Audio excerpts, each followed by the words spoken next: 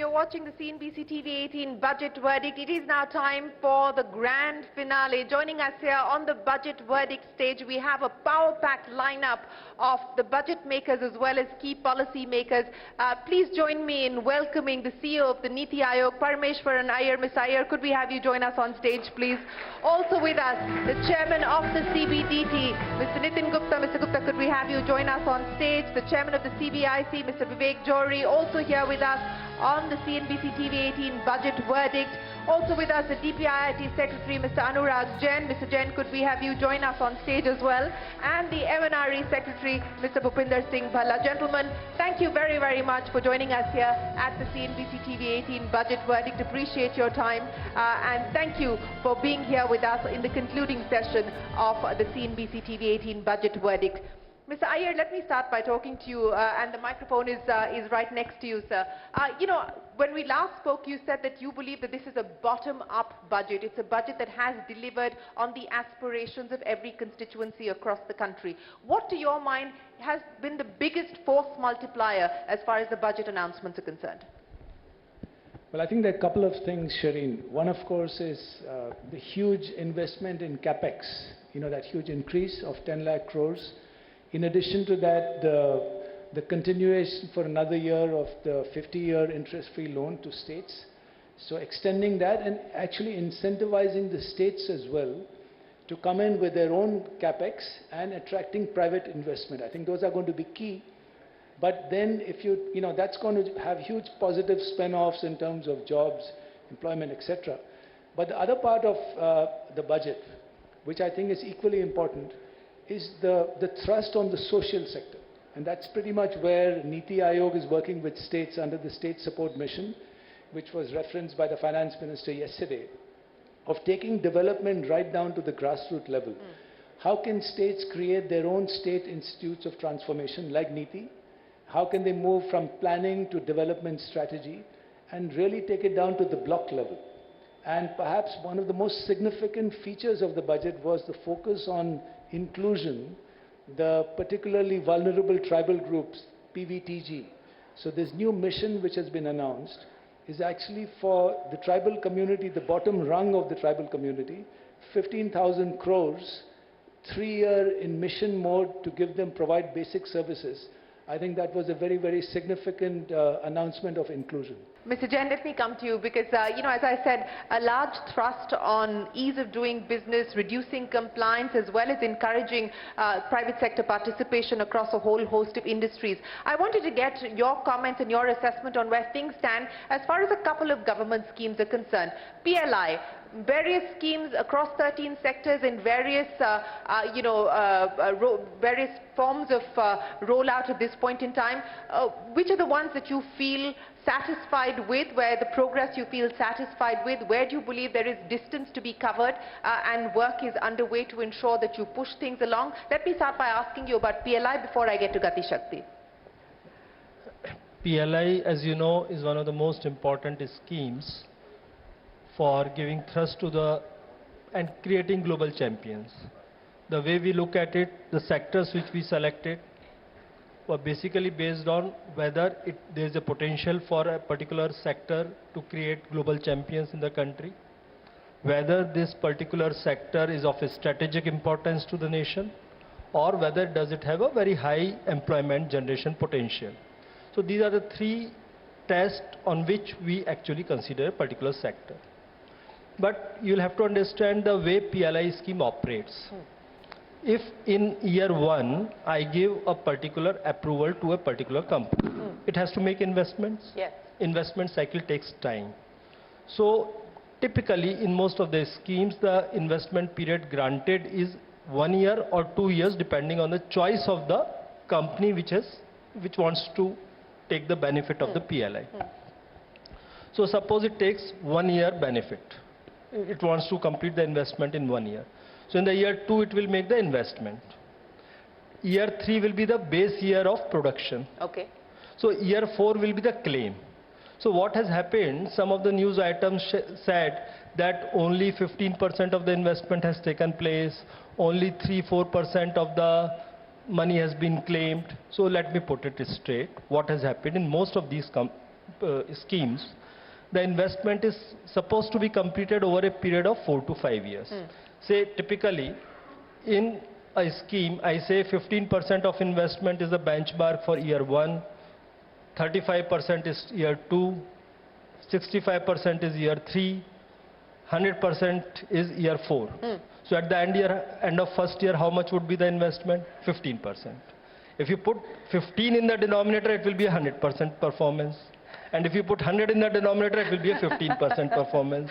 So in the first year, the actual performance, if you put in the denominator, the target for the first year, it was 106%. Okay. Similarly, on the claims. So the schemes have actually started in different periods of time. Yes. So this year, we expect by March that out of 14 schemes, 7 would have got their first claims, especially which were the early birds would make larger claims. So most of the schemes are by and large, there are certain minor hiccups which are there in implementation of any scheme. So concerned departments are continuously hand-holding all these investors, and I hope that, the way CEO NITI and I, we normally coordinate and review at our level, and then there's an empowered committee which is chaired by the cabinet secretary, that also reviews. Invariably, it's only minor hiccups, no major hiccups. Ms. Iyer, let me get you to comment on that as well. Minor hiccups, no major hiccups. And thank you again, Mr. Jain, for explaining how the PLI scheme, the incentives and the claims work, because often that's not understood. And he's absolutely right in pointing out that there have been different rollout timelines across different schemes. We started with pharmaceuticals, and of course that was the very first PLI scheme to be rolled out. And then of course there was the COVID uncertainty as well. But in your assessment, what has been the biggest factors that are working as far as these 14 schemes are concerned? I think first of all, Shireen, like Anurag said, I think the first factor is the selection of these 14 sectors. That itself has been very significant. And then of course, it's the industries coming forward, the very close monitoring, and I think the hand-holding and the facilitation for the industries, coordination with the state governments, getting the land acquisition, the electricity, the water up and running. And we do a very close monitoring. And so already about 800 worth of incentives have already been approved. We expect 3,000 to 4,000 crores before the end of March. And of course, the earlier sectors, pharma, mobiles, they're moving quicker. And I think others are learning from that process. So it's well underway, and we're very optimistic about how this program is going to transfer made in India and manufacturing in strategic sectors in India. You know, one of the... Sir, may I just yes, please, sir. Two things. Sir, what happens is the simplicity of the scheme is very important. The claim is dependent only on the production and nothing else. So that is very easy to verify with the GST, tax registrations, etc. So there are no administrative complexities involved in passing the claims. That is one of the biggest and important factors to my mind. And you're absolutely right. That is a big factor, and certainly a big factor as far as industry is concerned. But Mr. Bhalla, let me come to you. One of the areas identified as a priority area has been the energy transition. This has been a budget that has identified the green focus, and an allocation of 35,000 crores, if my memory serves me right, has been made for the energy transition to OMCs, etc. You know, I want to understand from you, there's been a significant distance that's already been covered, especially when we talk about renewable energy. How confident are you feeling at this point in time as the world also makes this shift about India's own goals and aspirations? Yeah, as you know, India has set a target of meeting 50% of its installed capacity, electricity installed capacity by non-fossil fuels by 2030. We have, right now we are at around 42%. Of the installed capacity, of the current installed capacity. Of course, looking at what our target is of how the energy would grow, we expect that we will need to add about 200 gigawatts or something of that sort of renewable capacity in the next 7 years. So it will be a spread of solar, wind, hydel, and bioenergy, and so on and so forth. Our expectation is, and what we are moving very confidently towards is, over the next 7 years, we will achieve 500 gigawatt. In fact, while we have committed, internationally committed to install 50% of our installed capacity from non-fossil. But Prime Minister has set a target of 500 gigawatt. So that's what we are aiming at, and we are very confident of achieving it. What is the constraint or the challenge that you believe you're faced with in being able to get to that target? Mr. Gadkari was here and he said, capital for me is not a problem. I have enough and more of it. How much of a factor is capital, and what are some of the other constraints that could get in the way of you being able to get to the 500 gigawatt target? See, if you do the numbers, I mean, we have estimated that we will need about 23 lakh crore of investment in renewables for the next 7 years to reach the target. And of course, part of it would come from equity, part of it would come from, the balance would come from a combination of debt instruments as well as bond market.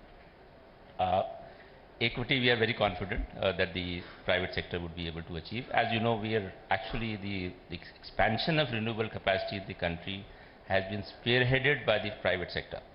And the systems have been set are so robust, and there's so much of excitement when the new new bids are invited that I think there's no dearth of investments. In fact, a lot of international investment funding is coming in into the sector. So there will be, of course, financing will be one of the criteria one of the factors which would lead us to reach it, but it would not be a constraint as far as we are concerned. Second is, whether do we have the capacity to produce enough solar and wind equipment in the country. As you know, you've seen the last year what supply chain issues we faced, the prices which rocketed, not only in other sectors but also in renewables. But with, as Anurag just mentioned, the PLI scheme, for example, for solar, we have already done PLI 1, which we've already awarded it an integrated capacity of about 8.7 gigawatt of from polysilicon to solar module is what was awarded in PLI 1. As was mentioned, our capacity, in fact, I reviewed it today with the companies who were awarded, and it's absolutely on track. And by December 24, which is the 3-year timeline for our PLI, in fact, before that, we will have a fully integrated capacity of polysilicon to module produced in India as far as solar is concerned. And PLI 2 is now, we've called for bids. The bids are about to close, and that will add significant capacity to our solar manufacturing in India. In fact, looking at the numbers and looking at how these companies are actually adding capacity over and above what they have actually won, or whatever they plan to, bid for in the PLI 2, they are setting up very high giga capacity factories. We will be producing enough solar manufacturing in India after about 3 years. It takes about 3 years for it to roll out. By